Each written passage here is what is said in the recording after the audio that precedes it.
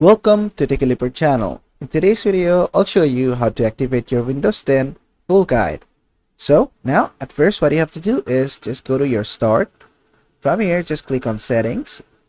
From settings, you need to go inside update and security. And from update and security, on the left hand menu, you need to go inside activation. Just open this up. And after that, you're gonna see your Windows edition as well as the activation status.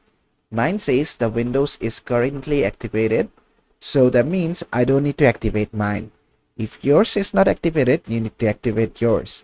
To activate yours, what you need to do is from here, update product key, just click on change product key.